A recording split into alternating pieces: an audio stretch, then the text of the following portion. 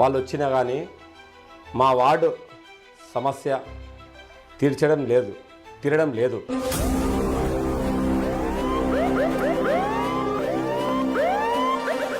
మేము వర్క్ చేసినాము, తిరిగినాము, అన్ని రకాలుగా చెదరబాద ఉన్నాము. మాకు కూడా సహాయ సహకారాలు అందించిండు ఆయన. అతను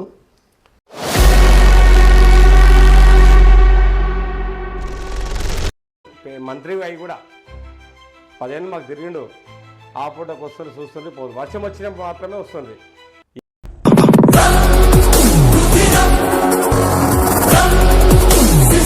దాని విషయంలో చాలా బాధలు ఉన్నాము.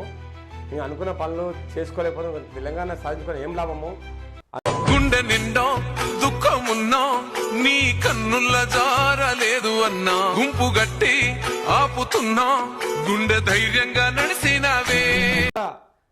ఎటువైపు అంటే బీజేపీ వైపు ఉన్నారు అందరూ. ఒక్కసారి అవకాశం ఇస్తాము బీజేపీకి. బీజేపీ ఒకసారి అవకాశం ఇచ్చి చూద్దాము. ఎవడన్నా నీకెదురు నిలబడేటి ఆ మొగోడు నీ పిలుపుకై పలనాడు పులకించి. నమస్తే తెలంగాణ ప్రజలందరికీ. మున్సిపల్ ఎలక్షన్ సంబంధించి హడావిడి నడుస్తూ ఉంది. మరి అందులో భాగంగా ఈరోజు మహబూబ్ నగర్ సంబంధించి 31 డివిజన్లు అయితే మనం ఉన్నాం. అయితే ప్రచారం అయితే మొదలుపెట్టారు. మరి అందులో భాగంగా ఈరోజు బీజేపీ నెత్తికొప్పుల నరేందర్ గారు అయితే మన దగ్గర ఉన్నారు. ఎందుకంటే లాస్ట్ టైం కూడా అతి తక్కువ ఓట్లతో ఓడిపోయినటువంటి వ్యక్తి నరేందర్ గారు. మరి ఇక్కడ ఉన్నటువంటి ఈ వార్డు ప్రజలు ఈరోజు నరేందర్ గారి పేరు చెప్పడం అయితే జరుగుతూ ఉంది. మరి ఏ ఇంప్లిమెంట్ కార్యక్రమంతో ముందుకెళ్తా ఉన్నాడు, అసలు ప్రజలు ఏమంటా ఉన్నారు ఈ 31 వార్డు ప్రజలు అనే కొన్ని విషయాల గురించి స్పష్టంగా అడిగి తెలుసుకుందాం. సార్ నమస్తే. నమస్కారం అండి మీడియా మిత్రులకు. నా పేరు నెత్తికొప్పుల నరేందర్. ముందుగా జై శ్రీరామ్. నా డివిజన్ 31, వార్డు డివిజన్ 31. నాకు వచ్చే వార్డు పరిధి హనుమాన్పుర, గణేష్ నగర్, వల్లభ్ నగర్, పాటు బాషాయిబౌలి, కిసాన్ నగర్ కొంచెం పాటు ఈ మధ్యలో కలిసింది.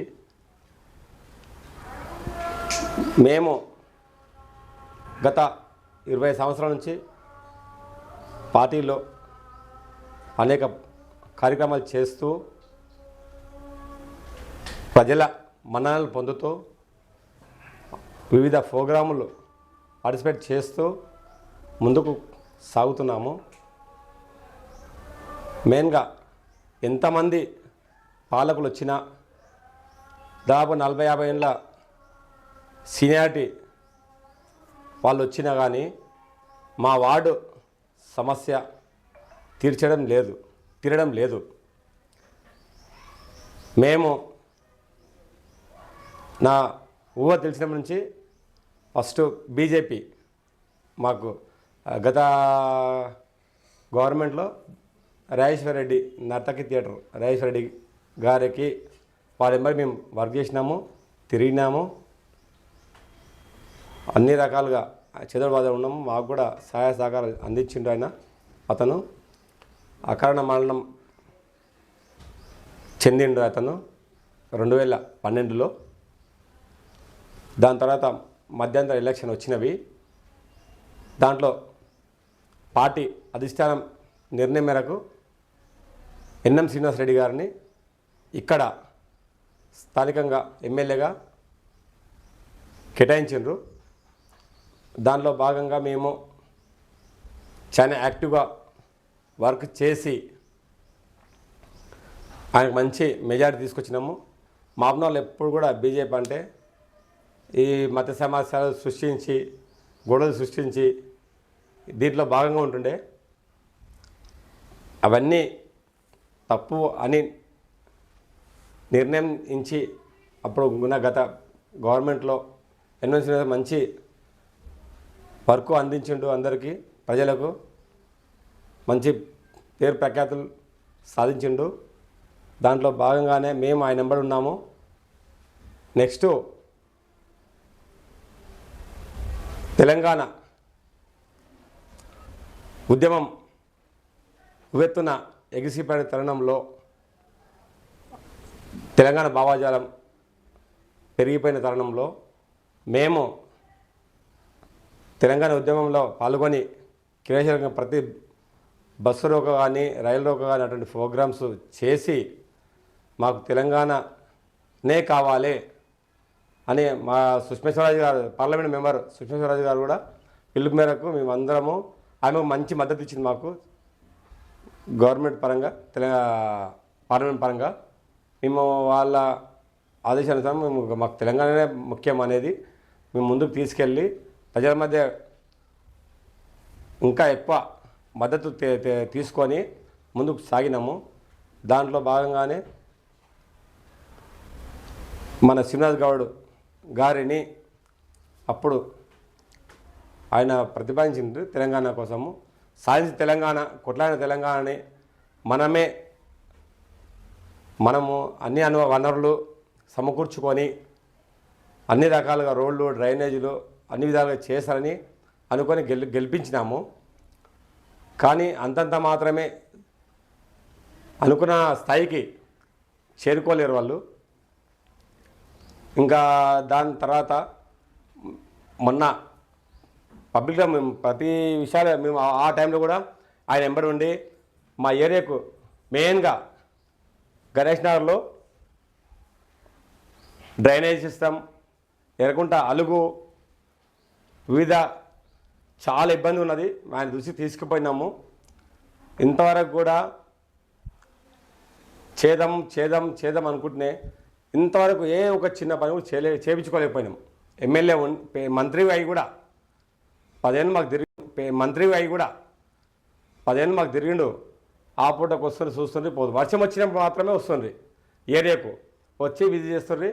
ఆ జీతం హడావుడి చేసి సైలెంట్గా వెళ్ళిపోవాలి వాళ్ళు. మాకు చాలా ప్రాబ్లం ఉందన్న.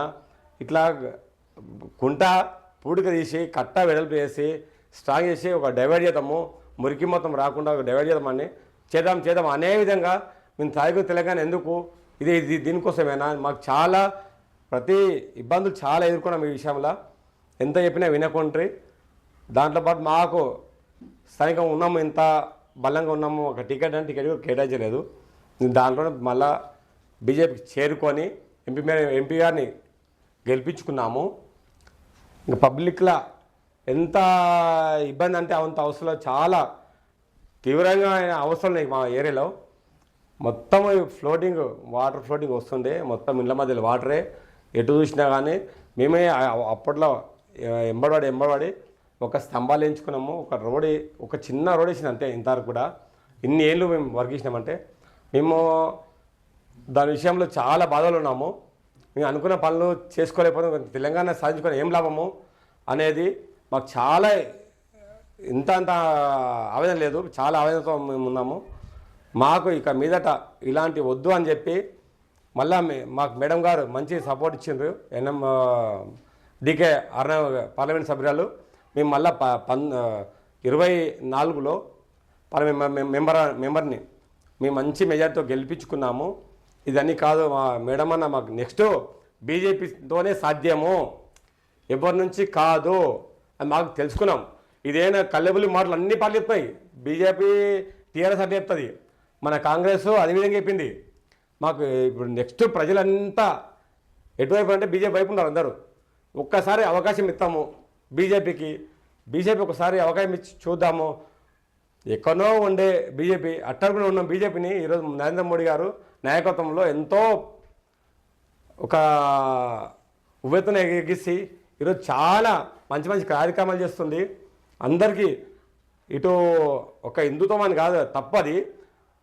మైనార్టీకి అన్ని రకాల పథకాలు కానీ సంక్షేమ పథకాలు, ఇక్కడ రైల్వే విషయాల్లో సెంట్రల్ స్కీమ్ లేదు.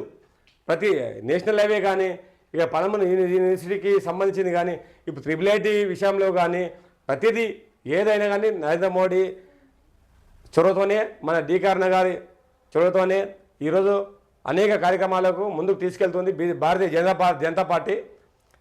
అనేక హైవే NH హైవే 167, 166 కానీ ఇంకో భారత్ మా రోడ్డు నిన్న మొన్ననే సర్వే అయిపోయింది, అది ల్యాండ్ అక్విజిషన్ అవుతుంది.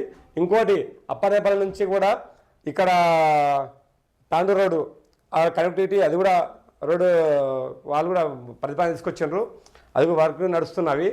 ఇంకా అండర్ బ్రిడ్జులు, రైల్వే బ్రిడ్జ్ అంతా మొత్తం సెంట్రల్ స్కీమ్ అండి. వీళ్ళంతా చెప్పుకునేది మేము చేస్తున్నాం గొప్ప చెప్పుకుంటారు తప్ప వాళ్ళ వాళ్ళ బాగోగులు వాళ్ళ ఫ్యామిలీ విషయాలకే వాళ్ళు ఇవన్నీ చేసుకుంటున్నారు తప్పించి ప్రజలకు ఎవ్వరు ఏం పని చేయట్లేదు. ఈ విధంగా నేను ముక్తకంఠంగా చెప్తున్నాను, ప్రజలు గమనించాలి. ఇట్లాంటి చిల్లర రాజకీయాలు ఆపుటకు వచ్చిన వాళ్ళకి మన మద్దతు ఇవ్వదు. అందరూ ఏకతాటిపై నిలబడి కంపల్సరీ మనము ఇక మీదట భారతీయ జనతా పార్టీ నమ్ముకుంటే మాత్రము మనం ఎంతో ముందుకు వెళ్తాము. కంపల్సరీ మంచి వర్క్ చేస్తుంది. అంతా ఇప్పుడు ఎవ్వరు చూసినా కానీ ఏ ఎమ్మెల్యేనా వాళ్ళకే చేసుకుంటున్నారు, వాళ్ళ ఫ్యామిలీలే బాగుపడుతున్నాయి. ఏ మంత్రికి వచ్చినా వాళ్ళ ఫ్యామిలీలే బాగుపడుతున్నాయి, ఏ సీఎం వచ్చినా వాళ్ళే బాగుపడుతున్నారు. అంతా చాలా ఘోరంగా కబ్జాలు అందరికీ దయచేసి చెప్తున్నాను, భారతీయ జనతా పార్టీ గెలిపించండి. అన్ని రకాలుగా పనులు కానీ సెంట్రల్ నుంచి ఏ ఫండ్ అయినా కానీ రాష్ట్రం నుంచి ఏ ఫండ్ అయినా కానీ మేడం గారు అన్ని రకాలుగా కంపల్సరీ చేపిస్తారని మాకు నమ్మకం ఉంది. ఇక మీదట ఏదైనా కానీ భారతీయ జనతా పార్టీ నుంచే సాధ్యము మనకు. ఇంకొకటి చిన్న విషయం చెప్తున్నాను, మన వార్డులో చాలా ఇబ్బంది ఉంది. నేను చేసే విషయం చెప్తున్నాను, నా వరకు వచ్చిన విషయము.